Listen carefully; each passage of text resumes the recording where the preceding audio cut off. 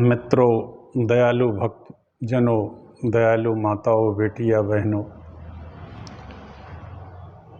जय श्री राम, सीताराम।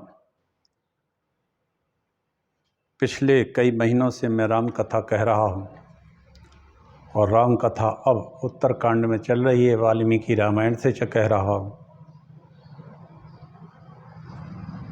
भगवान राम की कथा ऐसी कथा है जो सभी के मन को अच्छी लगती है और लगना भी चाहिए, क्योंकि भगवान राम तो सारे ब्रह्मांड की आत्मा है। इसलिए आप सभी सुने। YouTube पर मेरा चैनल है, हरि बोल डॉक्टर राजेंद्र मिश्रा की साइट पर जाकर आप सुन सकते हैं। सुनिए और सब्सक्राइब भी करिए ताकि धर्म का प्रचार प्रसार भी होता रहे और राम कथा का भी। भगवान राम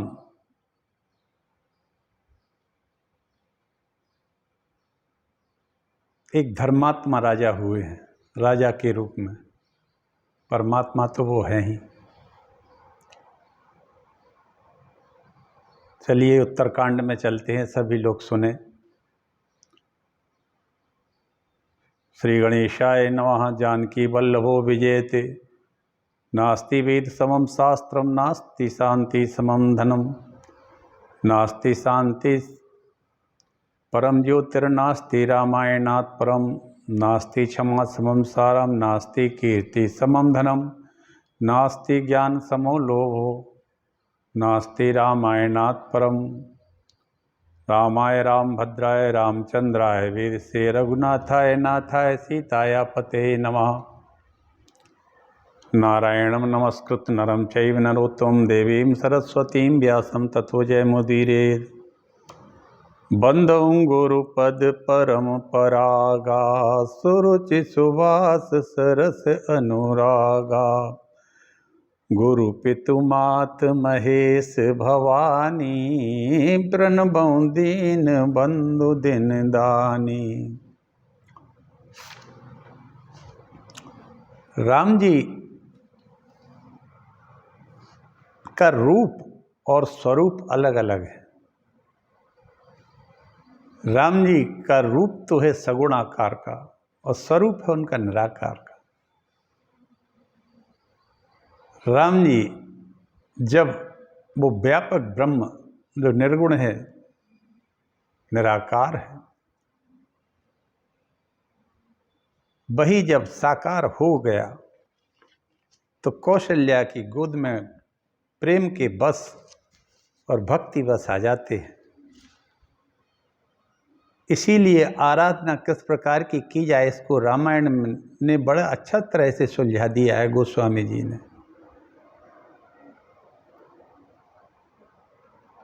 जगत प्रकाश प्रकाशक रामो, मायाधीश ज्ञान गुण धामो। बिनु पग चलहि सुनहि बिन काना, कर बिनु करम करे जग नाना।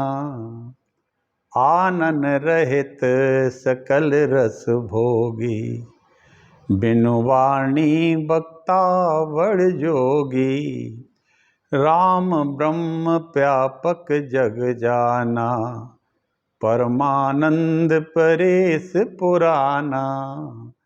एक अनीह अरूप अनामा, जय सच्चिदानंद परधामा। व्यापक रूप विश्व भगवाना, तेहि धरि देह चरित कृत नाना। ऐसे रघुनाथ जी है। ब्रह्म स्वरूप जो उनका रूप है वो सगुण पासक, सगुण के लिए है। उन परमानंद भगवान की लीलाओं की कथा सुनना चाहिए। अब जब वो व्यापक हैं, ब्रह्म है, निर्गुण है, निराकार हैं, व्यापक हैं सर्वत्र। व्यापक ब्रह्म निरंजन, निर्गुण विगत विनोद। वो निर्गुण है, निराकार है। वो बिना पैरों के भी चलते हैं। लेकिन उस स्थिति को पाना कठिन है, प्रत्येक व्यक्ति नहीं पा सकता। उस स्थिति को तो दशरथ जी भी नहीं पा पाए। माता कौशल्या को तो मां भगवान की कृपा से मिल भी गया।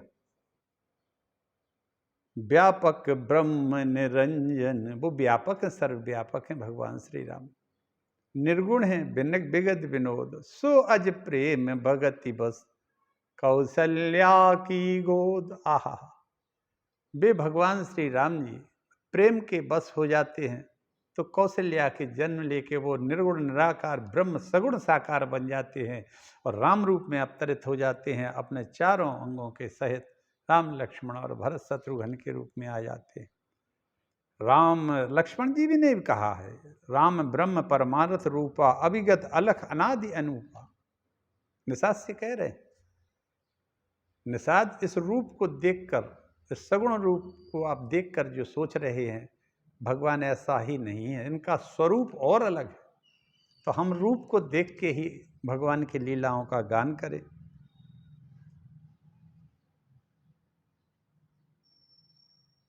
दिखरावा मातही निज, अद्भुत रूप अखंड, रोम रोम प्रति लागे, कोटि कोटि ब्रह्मांड।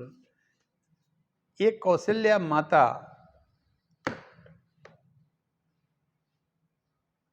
एक बार पल्ले में भगवान को सुला गई, स्नान करके भगवान को भोग लगाया, पूजा करने के लिए अपने महल में गई, पूजा घर में गई। वहाँ देखती हैं कि उनने भोग लगाया तो वहाँ भगवान खा रहे। घबरा गई, वो दौड़ती हुई आई, पल्ले में देखा तो भगवान वहाँ सो रहे हैं। कौशल्या जी इधर भी आए, उधर भी आए, उधर बच्चा भोजन कर रहा है, इधर पाले में सो रहा है। पाले में जो सो रहा है वो रूप है, और जो भोजन कर रहा है वो भगवान का स्वरूप है। वो व्यापक है, अखंड है। भगवान मुस्कुरा दिए। माता कौशल्या को अखंड अपने रूपों को दिखाया, रोम रोम में ब्रह्मांड को दिखाया और उनसे कहा तो माता कौशल्या बोली, प्रभु मुझे आपकी माया कभी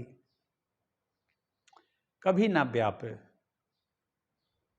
इसलिए आप ऐसा हमारी मति को कर दें कि मैं माया से मुक्त रहूं। तो माया से मुक्त तो भगवान ने कर दिया, लेकिन ये कह दिया कि ये बात किसी से भी मत कहना, दशरथ जी महाराज से भी मत कहना। उन्होंने नहीं कहा, और दशरथ जी को मृत्यु पर्यंत तक भगवान का रूप ही हृदय में रहा, स्वरूप को प्राप्त वो ना हो पाए, इसलिए उनको पुनः आना पड़ा। ये भगवान की विकट माया। चलिए तुलसीदास जी कहते हैं, मंगल करनि कलिमल हरनि तुलसी कथा रघुनाथ की, मंगल करनि कलिमल हरनि तुलसी कथा रघुनाथ की, गति कूर कविता सरित की, ज्यों सरित पावन पाथ की, प्रभु सुजस संगति भनित भली, होई सुजन मन भावनी, भव अंग भूति मसान की, सुमिरत सुहावनी पावनी। तुलसीदास जी कहते हैं, रघुनाथ जी की कथा कल्याण करने वाली है और कलयुग के पापों को हरने वाली है। यह गंगा की भांति टेढ़ी मेढ़ी जरूर है, लेकिन परंतु श्री रघुनाथ जी के सुंदर यश के संग से यह कविता सुंदर हो गई है। श्मशान की अपवित्र राघवी महादेव जी के अंग के संग से सुहावनी लगती है और स्मरण करते ही पाप पवित्र करने वाली हो जाती है। श्री राम की यही तो अद्भुत लीला है और कथा है।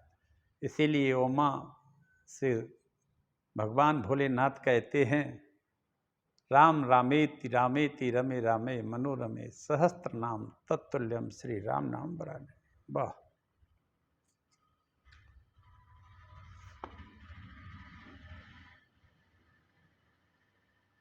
और माता कौशल्या को उन्होंने अपने अखंड रूपों को दिखाया,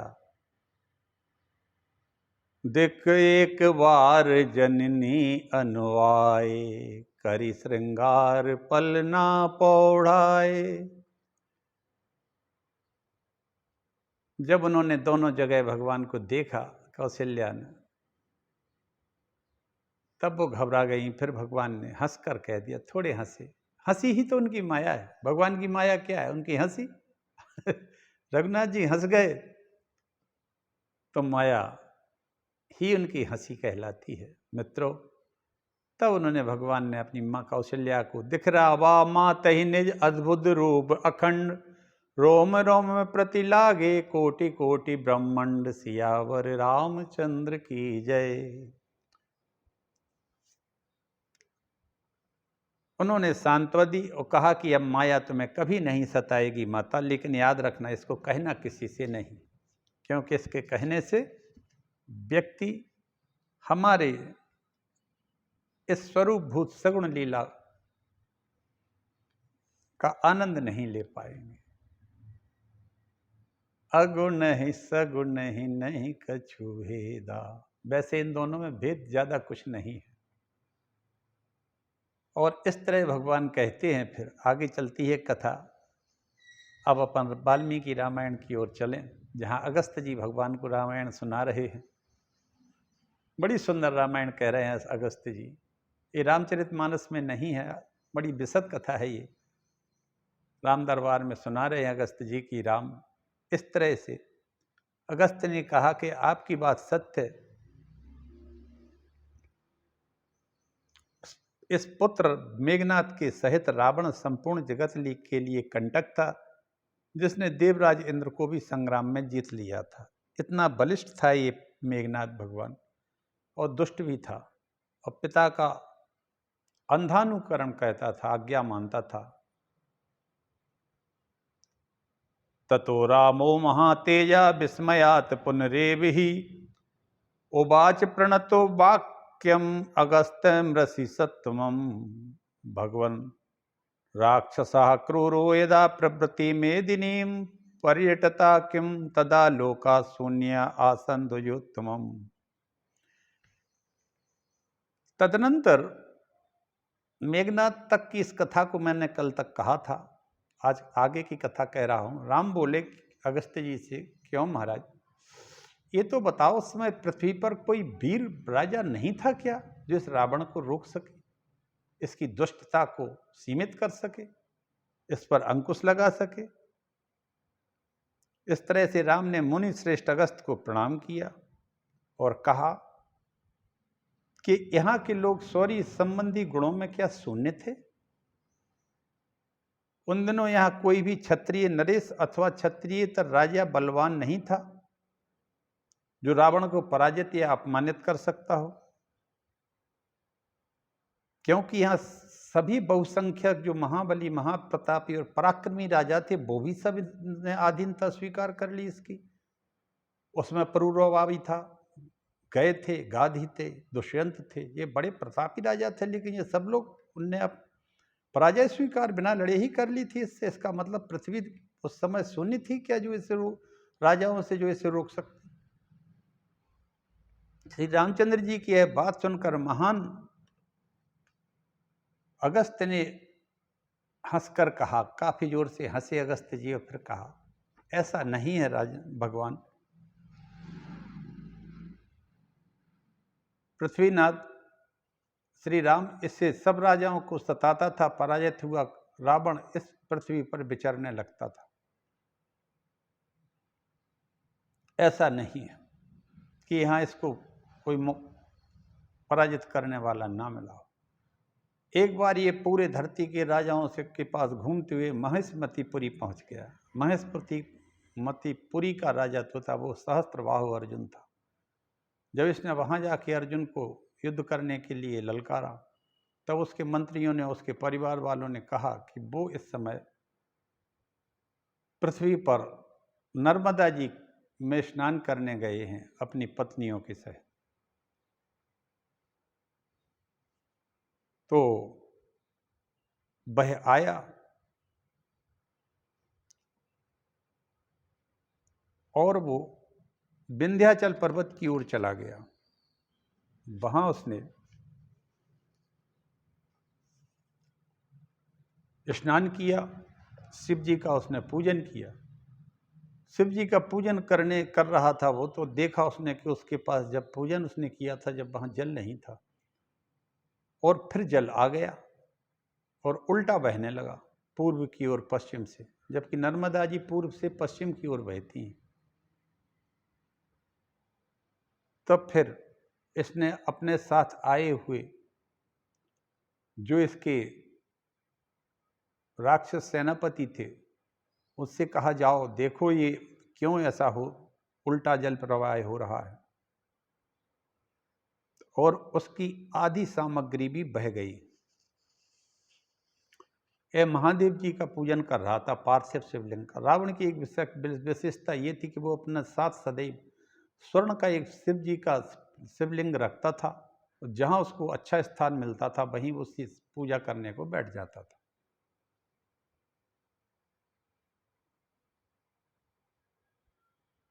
और इतना मस्त हो जाता था पूजा करते करते कि वह उनके सामने नृत्य करने लगता था रावण। इतना बड़ा पाखंडी भी था, या ये कहें कितना बड़ा भक्त भी था, क्योंकि अत्यंत हत्याएं और असंख्य लोगों को मार करके वो ऐसा करता था।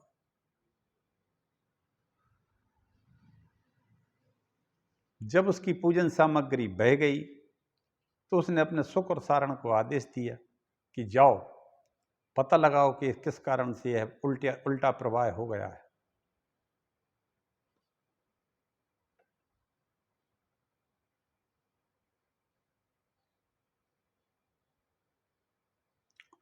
और वह वे सुख सारण गए। उन्होंने बताया कि यहाँ से कुछ ही दूरी पर, लगभग 1 कोस की दूरी पर, सहस्त्रबाहु अर्जुन अपनी हजारों भुजाओं के द्वारा नर्मदा जी के वेग को रोक रखा है, इसलिए नर्मदा का वेग उल्टा हो गया है और वो अपनी स्त्रियों के साथ क्रीड़ा कर रहा है। तब उसने अपने मंत्रियों से कहा कि है राज अर्जुन से कहो कि वो रावण तुम्हें युद्ध के लिए ललकार रहा है, आया है। तब अर्जुन के वे मंत्री हथियार लेकर खड़े हो गए और रावण से इस प्रकार बोले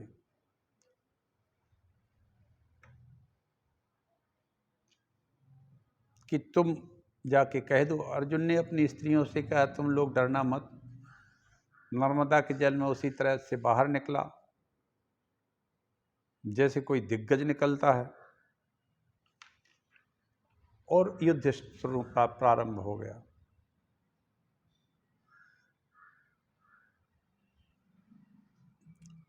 इस तरह से रावण का और अर्जुन का बड़ा भीषण युद्ध हुआ। युद्ध में दोनों ही पराक्रमी थे, बलिष्ठ थे, लेकिन सहस्त्रबाहु अर्जुन ने एक भारी गदा 500 बाहों से पकड़ के उठाई। रावण 20 भुजा से लड़ रहा था, सहस्त्रबाहु अर्जुन 1000 भुजाओं से लड़ रहा था। और उसने छाती में दे मारी रावण के। उससे रावण थोड़ा पीछे हट के बैठ गया। उसी क्षण उसने उसके 20 भुजाओं को पकड़ के बांध लिया और बांध करके वो महेशमतीपुरी चला गया।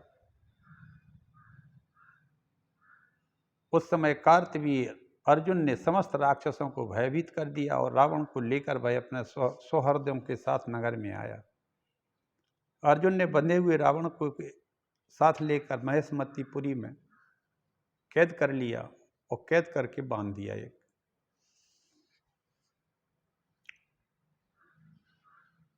तब इस बात का पता पुलस्त्य ऋषि को पड़ गया कि रावण सहस्त्रबाहु अर्जुन की कैद में है। तब वो ब्रह्मलोक से आए और उन्होंने आकर पुलस्त्य जी को आज्ञा दी कि ये मेरा पौत्र है, प्रपौत्र है, इसको छोड़ दो। पुलस्त्य जी की बड़ी सेवा करता था ये सहस्त्रबाहु अर्जुन, बड़ा सम्मान देता था। पुलस्त्य जी की आज्ञा को सिरोधारी करके अर्जुन ने इसके विपरीत कोई बात नहीं कही उस राजाधिराज ने बड़ी प्रसन्नता के साथ राक्षस राज रावण को बंधन से मुक्त कर दिया, कैद से छोड़ दिया। उस देवद्रोही राक्षस के बंधन मुक्त होने पर अर्जुन ने दिव्य आभूषण, माला एवं वस्त्रों से उसका पूजन करके अग्नि को साक्षी बनाकर उससे मित्रता भी कर ली। इस तरह रावण को बहुत बुरी तरह से परास्त किया था सहस्त्रबाहु अर्जुन ने। इस तरह पुलस्त जी ने रावण को हृदय से लगा लिया। दशग्रीव को छुड़ाकर ब्रह्मा जी के पुत्र मुनिवर पुलस्त जी पुनः ब्रह्मलोक को चले गए। इस प्रकार रावण को कार्तवीर्य अर्जुन ने हाथ से पराजित होना पड़ा और फिर पुलस्त जी के कहने से उस महाबली राक्षस को छुटकारा मिला। परंतु सहस्त्रबाहु की मैत्री पाकर रावण पुनः घमंड से भरकर पृथ्वी पर विचरने लगा। अनेक राजाओं का फिर पुनः संहार करने लगा। उसकी प्रकृति यथावत बनी रही, उसकी प्रकृति में कोई परिवर्तन नहीं आया। अर्जुन से छुटकारा पाकर राक्षस राज रावण निर्वेद रहित हो पुरानी पुनः सारी पृथ्वी पर विचरण करने लगा। राक्षसं वा मनुष्यं वा नृणतेयं बलादिकं रावणस्तं समासाद्य युद्धेयतीव दर्पितः। राक्षस हो या मनुष्य, जिसको भी वह बल में बड़ा चढ़ा सुनता था उसी के पास पहुंचकर उसे युद्ध के लिए ललकारता था। एक दिन वह किष्किंधापुरी में जाकर सुवर्ण मालाधारी बाली को युद्ध में ललकारने लगा। उस युद्ध की इच्छा से आए हुए रावण से बाली के मंत्री तारा के जो पिता थे सुषेण युवराज अंगद और सुग्रीव ने कहा, हे राक्षसेंद्र, गतो बाली यस्ते प्रतिबलो भवेत को अन्या प्रमुक्तः स्थातुम तव सक्त प्लवंगमम। इस समय बाली तो बाहर गए हैं, आपके जोड़ के वो ही हो सकते हैं, दूसरा कौन आपके साथ सामने ठहर सकता है। रावण चारों समुद्रों से संध्योपासना करके बाली अब आते ही होंगे, आप 2 घड़ी ठहर जाएं।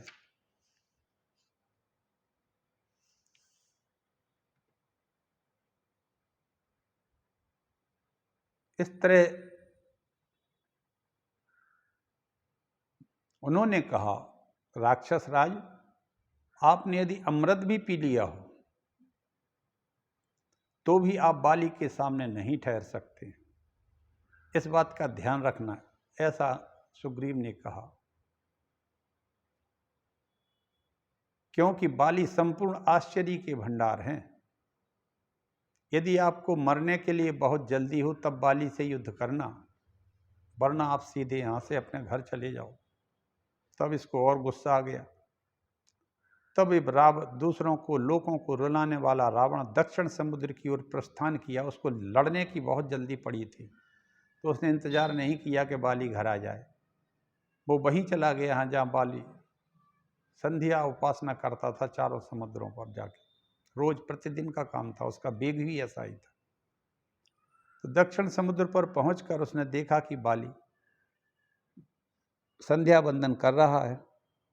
तो इसने सोचा हम पीछे से धीरे धीरे जाकर इसको पकड़ लें और मसक दें।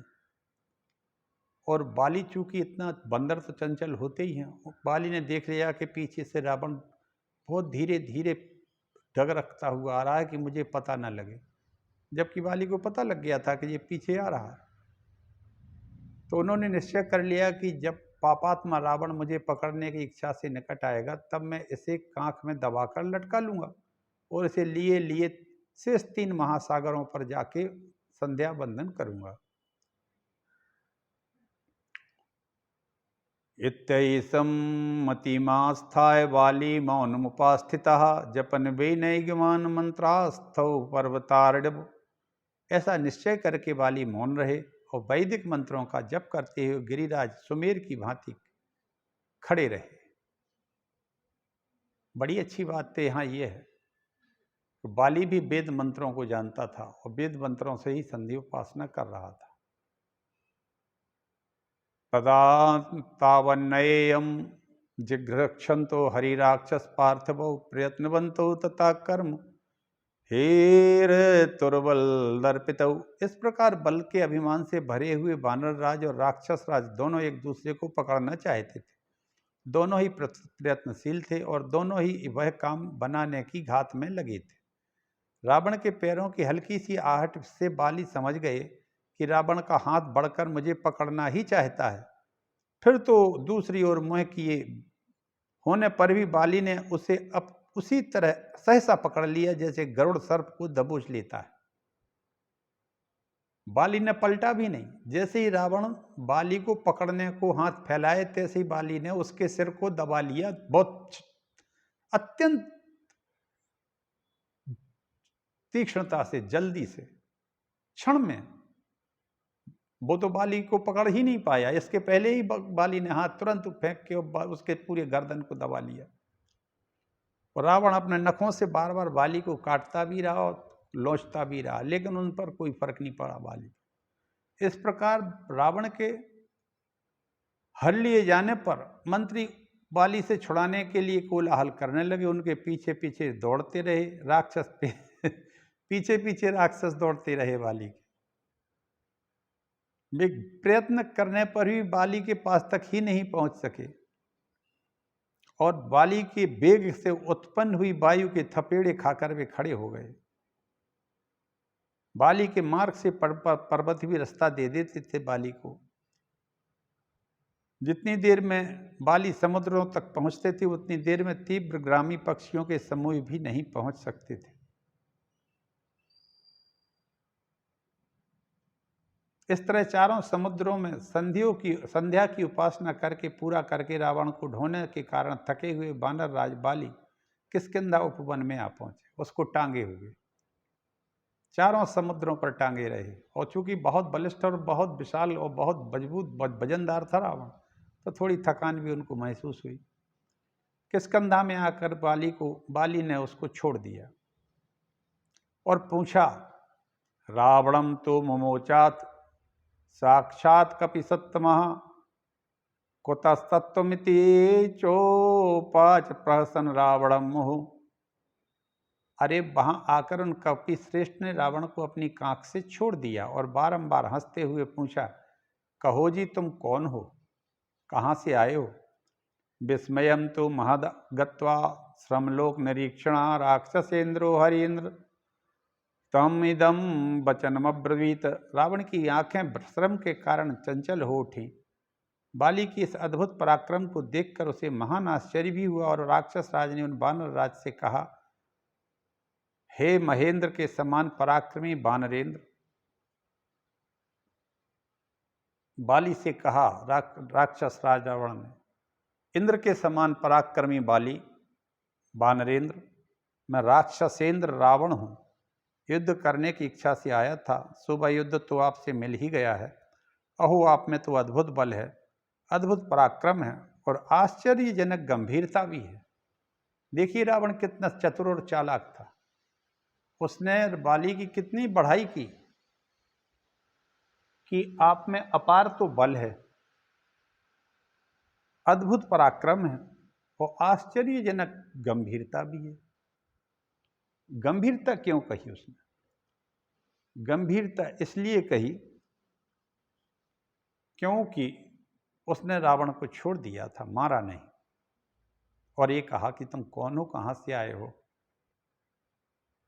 इसलिए उसने कहा गंभीरता है। क्योंकि रावण इस बात को नहीं सोचता था। वो तो उठा के वो हत्या कर देता था और फेंक देता था खाने के लिए राक्षसों को। यहाँ उसने कुछ नहीं कहा। उसने कहा अद्भुत गंभीरता है बाली से। आपने मुझे पशु की तरह पकड़कर चारों समुद्रों पर घुमाया है। बाली से उसने कहा, हे वानरवीर, ऐसा कौन सा सूरवीर होगा जो मुझे इस प्रकार बिना थके मांदे शीघ्रता पूर्वक ढो सके? मुझे कोई ढो नहीं सकता, क्योंकि मैं तो कैलाश पर्वत को उठा सकता हूं। ऐसी गति केवल 3 में है। बाली से रावण बोला, त्रायाणामेव भूतानां गतिरेषा प्लवंगमम मनो अनिल सुपर्णानाम तब चात्र न संशया। हे वानरराज, केवल ऐसी गति जो तुम में हमने देखी कि आपने मुझे लेकर के चारों समुद्रों पर घुमाया, ऐसी गति केवल मन की है या वायुदेव की है या भगवान श्री विष्णु के गरुड़ की है। यह 3 भूतों की इतनी गति सुनी है, निस्संदेह इस जगत में चौथे आप तीव्र गति वाले हैं। कपिल श्रेष्ठ, मैंने आपका बल देख लिया, अब मैं अग्नि को साक्षी बनाकर आपके साथ सदा के लिए स्नेहपूर्ण मित्रता कर लेना चाहता हूं। बस यही इसका एक बहुत अच्छा काम था रावण का, कि जिससे हारता था उससे अग्नि को साक्षी करके मित्रता कर लेता था, ताकि कोई उसे ललकारे नहीं। वो जितना कुकर्म करे, जितना अन्याय अत्याचार करे, उसको कोई रोके नहीं। तो बाली बलिष्ठ था, उससे दोस्ती कर ली। सहस्त्रबाहु अर्जुन से मित्रता कर ली। अब कोई इसको रोकने वाला था नहीं, जो चाहे करता रहे। और उसने यहां तक कह दिया कि स्त्री पुत्र नगर राज्य भोग वस्त्र भोजन सभी वस्तुओं पर हम दोनों का साझे का अधिकार होगा। जो कमी थी तो उसने कहा हमारा राज्य भी आपका होगा। अब इससे और क्या चाहते हो। अब साथ में स्त्री वित्री सब, और भाईचारे का संबंध जोड़ लिया। यही भाईचारा खा गया पूरे उस समय के राक्षसों द्वारा ऋषि मुनियों को। ये भाईचारा ही था, क्योंकि अब कोई रोकने वाला था ही नहीं। तो राक्षस तो अपने प्रकृति को पलट सकते नहीं थे। तो रावण वहां सुग्रीव की तरह आमंत्रित हो 1 महीने तक किष्किंधा में आराम करता रहा। मैं राक्षसों की सेना लिए बाली के यहाँ छानता फूकता रहा, और मित्रता और पक्की करता रहा, और देखता रहा कि इससे कभी जीत नहीं पाएंगे। ये सब भी उसने वहां बारीकी से देखा, और उसने बाली को अपना भाई बना लिया। श्री राम बाली में बहुत अधिक और अनुपम बल था, परंतु आपने उसको भी अपने बाण की अग्नि से उसी तरह दग्ध कर डाला जैसे आग पतंगे को जला देती है। हे राम, वह बाली भी आपके एक ही बाण से मारा गया, जिसने रावण को कांख में दबा के कई समुद्रों पर जाके संध्योपासना की थी, लेकिन मारा नहीं था उसको। छोड़ के यही पूछा था कि कहाँ के हो, कौन हो। इस तरह से अगस्त्य जी रामायण की कथा भगवान राम को सुना रहे हैं। अब इसके बाद हनुमान जी की उत्पत्ति कल सुनाएंगे। आज हम अपनी वाणी को यहीं विराम देते हैं। जय श्री राम, जय राम, जय जय राम, जय श्री राम। भगवान सबके ऊपर दया करें, सब भगवान का भजन करें। सिया राम मैं सब जग जाने, करो प्रणाम जोर जुग पाने। सभी मित्रों को मेरा प्रणाम। जय श्री राम, जय राम, जय जय राम।